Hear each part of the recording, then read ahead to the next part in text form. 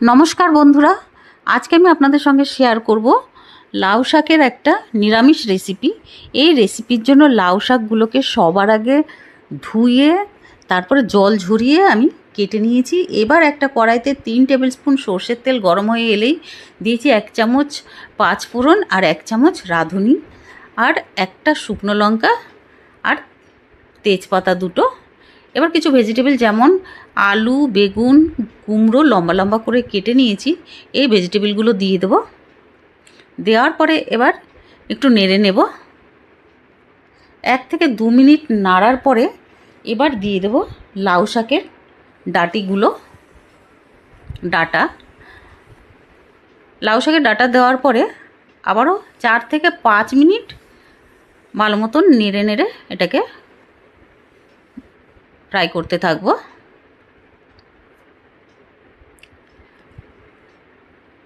এবার দিয়ে দেব হলদি পাউডার, ছোটো চামচের 1 চামচ হলদি পাউডার দিয়ে দেব।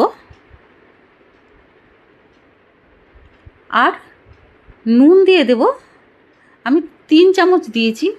নুন আপনারা আপনাদের স্বাদ অনুযায়ী দেবেন, আর কোয়ান্টিটি কতটা হবে সেই অনুযায়ী আপনারা নুনটা দেবেন বন্ধুরা। এবার হলুদ আর নুন দেওয়ার পরে একটু নাড়তে হবে। 3 থেকে 4 মিনিট আমি এভাবে নাড়ব। এবার দিয়ে দেব 1 চামচ আদার পেস্ট আর কাঁচা লঙ্কা পেস্ট আমি দিয়েছি 2 চামচ। বন্ধুরা ঝালটাও আপনারা আপনাদের স্বাদ অনুযায়ী দেবেন, কতটা ঝাল আপনারা খাবেন, আর বাচ্চারা খেলে তো একদমই কম দেবেন নিশ্চয়ই।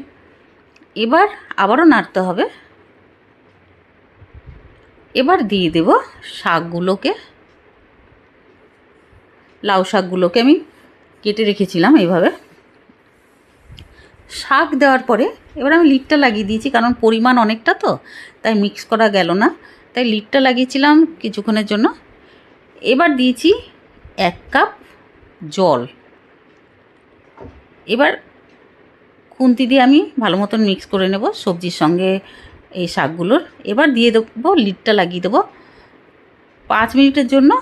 5 মিনিট পরে লিডটা সরিয়েছি, আমি মিডিয়াম ফ্লেমে লিডটা লাগিয়েছিলাম। শাক থেকেও জল বেরিয়ে এসেছে অনেকটা। এবার আমি উল্টে পাল্টে ভালো মতন এইভাবে নেড়ে মিক্স করে নেব। এবার আবারও লিডটা লাগিয়ে দেব। 2 মিনিটের জন্য লিড লাগিয়েছিলাম, 2 মিনিট পরে লিডটা আমি সরিয়ে দিয়েছি। এবার দিয়ে দেব 1 চামচ পাউডার গুড়। বন্ধুরা আপনারা পাউডার গুড়ের পরিবর্তে চিনিও দিতে পারেন, আমরা পাউডার গুড়টাই সব সবজিতে ইউজ করি। এবার একটু নেড়ে চেড়ে আবারও লিডটা লাগিয়ে দেব।